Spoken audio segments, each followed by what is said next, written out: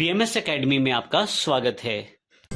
पिछले सेशन में हमने जानकारी ली थी जीएसटी रिटर्न्स के एक ब्रीफ इंट्रोडक्शन में कि जीएसटीआर 3 रिटर्न्स हमें फाइनल करनी है हर महीने 1, 2, 3। पहली सेल्स से रिलेटेड है, दूसरी ऑटो पॉपुलेटेड है। अपने आप सारी इन्फॉर्मेशन परचेज के रूप में आ जाएगी। परचेज के सभी इनवॉइसेस हमें दिखाई देना शुरू हो जाएंगे जीएसटीआर 2 में। 3 जो है उसमें इनपुट टैक्स क्रेडिट से रिलेटेड इन्फॉर्मेशन हमारे पास दिखाई देना शुरू हो जाएगा। फाइनली जीएसटीआर 9 है, वो लास्ट में हमें एक बार भरनी है पूरे साल भर में। और हमने ये देखा था लास्ट टाइम कि अगर जीएसटीआर रिटर्न्स में सब कुछ ठीक है, हमने जुलाई की जो रिटर्न है वो जीएसटीआर 1 अगस्त में 10 अगस्त तक फिल करनी है। जीएसटीआर 2A 11 अगस्त तक हमारे अकाउंट में शो होनी शुरू हो जाएगी, जिसमें सभी परचेज से रिलेटेड इन्फॉर्मेशन रहेगी। और जीएसटीआर 3 जो है 20 अगस्त तक हमें सबमिट करनी है, जिसमें हमें जो टैक्स पे था, जो टैक्स हमने रिसीव किया था सेल्स करते समय और जो टैक्स हमने पे किया था परचेज करते समय, उन दोनों को एडजस्ट करके अगर टैक्स पेएबल रहता है तो जीएसटीआर 3 में हमें वो पे करना है। लेकिन अगर ऐसा केस हो जिसमें कोई इन्फॉर्मेशन आपकी मैच नहीं कर रही है, तो ऐसे केस में क्या किया जाएगा, तो आइए देखते हैं इसको एग्जांपल के साथ। हमारे पास यहाँ मान लीजिए मैंने जीएसटीआर 1 10 तारीख को भर दी। अब ये 10 अगस्त को हमने भरी है, जुलाई की रिटर्न है, सेल्स मैंने अपलोड कर दी है। जीएसटीआर 1 में सभी जो जीएसटीआर रजिस्टर्ड यूजर्स हैं वो अपनी डिटेल्स को फाइल कर देंगे रिटर्न के रूप में जीएसटीआर 1 में 10 अगस्त तक। अब ये एग्जांपल के लिए 10 अगस्त है, जुलाई की रिटर्न है तो अगस्त में भर रहे हैं हम। अब जीएसटीआर 2A मेरे पास 11 अगस्त तक अवेलेबल हो जाएगी और मुझे अगर ये लगता है कि कुछ मिस है तो इस केस में मैं वेट नहीं करूंगा और 11 से 15 अगस्त में जीएसटीआर 2A में आई हुई इन्फॉर्मेशन को एनालाइज करूंगा, अपने डीलर से बात करूंगा और देखूंगा क्या मिस है। मान लीजिए मेरा कोई बिल जो मैंने परचेज किया है किसी डीलर से, उसने शो ही नहीं किया, तो उस केस में मैं उस डीलर से बात करूंगा और उसको कहूंगा कि वो इस पर्टिकुलर बिल को अपलोड करे और मैं भी अपने एंड पे उस इन्फॉर्मेशन को फिल कर सकता हूँ।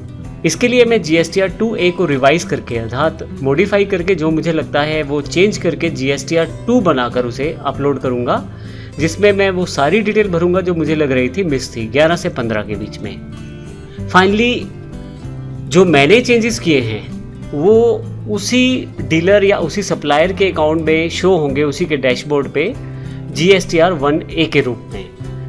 तो हमने जो परचेज का बिल हमारा मिस था हमने फिल कर दिया, जीएसटीआर 1A के रूप में ये रिपोर्ट हमारे सप्लायर के पास आ जाएगी। 15 से 17 तारीख उसके पास है इस इन्फॉर्मेशन को एनालाइज करके एक्सेप्ट या रिजेक्ट करने के लिए।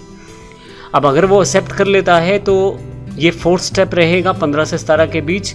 फाइनली हमारी जो इन्फॉर्मेशन है वो अपडेट हो जाएगी ऑनलाइन और जीएसटीआर 3 जो है फिर से फिल कर सकता हूँ 20 तारीख तक मैं।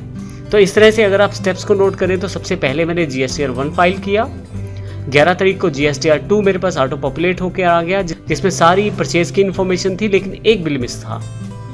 उसको मैंने फाइनली करेक्ट किया, जीएसटीआर 2 के रूप में सबमिट कर दिया और यही जो रिपोर्ट है जो मैंने 2 के रूप में सबमिट की है ये मेरे सप्लायर के पास 1A के रूप में पहुंच जाएगी और वह इसको एक्सेप्ट या रिजेक्ट कर सकता है जो चेंजेस मैंने किए हैं।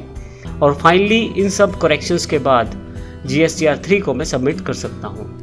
अब हमने ये प्रोसेस क्यों फॉलो किया है? अब एक बहुत ही इंपॉर्टेंट पॉइंट यहाँ पे है, वो ये है कि अगर मान लीजिए जिस सप्लायर से हमने परचेज किया है वो अपने बिल को वहाँ शो नहीं करता, इसका अर्थ ये होगा कि उसने जो टैक्स कलेक्ट किया है हमसे उसको सबमिट नहीं किया। ऐसे केस में हमें जो हमने बिल सबमिट किया है उसका टैक्स हमारी अपनी जेब से जाने वाला है। तो जीएसटी का रूल ये कहता है कि अगर आपके डीलर ने टैक्स पे नहीं किया तो वो बिल का जो टैक्स है वो उसका इनपुट टैक्स क्रेडिट आपको नहीं मिलने वाला, तो अल्टीमेटली टैक्स आपकी जेब से जाने वाला है। तो इस चीज़ को रोकने के लिए गवर्नमेंट ने ये प्रोविज़न किया है 2A को 2 में सबमिट कर दें और वही 1A के रूप में हमारे सेलर के पास चली जाएगी और वहाँ पे इन्फॉर्मेशन अपडेट करके जीएसटीआर 3 में रिटर्न फाइल करनी पड़ेगी। अगर किसी कारण से डीलर फेल रहता है उस टैक्स को पे करने के रूप में, तो वहाँ पे हमें उस टैक्स को पे करना होता है। तो अल्टीमेटली अगर हम इनपुट टैक्स क्रेडिट चाहते हैं तो हमें उस डीलर से बात करनी पड़ेगी। ये अपने लेवल पे हमें बात करनी पड़ेगी पहले। हालांकि गवर्नमेंट के द्वारा मेल्स के द्वारा पूरा नोटिफिकेशन उस सेलर के पास भी जाएगा और इवन अगर वो फिर भी बिल होते हुए भी वो अपनी इन्फॉर्मेशन को अपडेट नहीं करता तो उसके लिए उसके पास अलग से नोटिस भी जाते हैं जिसमें उसे अलग से फाइन भी लग सकता है, पेनल्टी भी लग सकती है, और इवन अगर वो इसी चीज़ पे बना रहता है तो उसका GSTN नंबर भी कैंसिल हो सकता है। तो इस तरह हमने इस प्रोसेस में देखा कि किस प्रकार हम सिंपल वे में अपनी रिटर्न को फाइल कर सकते हैं। दोनों केसेस में समझा हमने। पहला केस जिसमें सब कुछ सामान्य रहता है 1, 2, 3, जिसमें हम 1, 2 और 5th स्टेप के साथ सीधा अपनी रिटर्न को फिल कर सकते हैं। GSTR 1 फिल किया हमने, GSTR 2 ऑटोमेटिकली पॉपुलेट हुआ, सब कुछ ठीक ठाक था, 5th में हमने उसे फिल कर दिया। और दूसरा केस हमने देखा जिसमें 1st, 2nd, 3rd, 4th और 5th स्टेप को हमने फॉलो किया। GSTR 2 में कुछ इश्यूज थे, हमने फाइनलाइज उसको ठीक किया 3rd में, और 4th में हमने उसे 1A के रूप में वही रिफ्लेक्ट हुए हमारे सेलर के पास। 5th में हमने फाइनली रिटर्न को फाइल किया।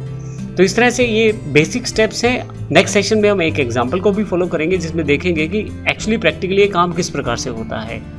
धन्यवाद।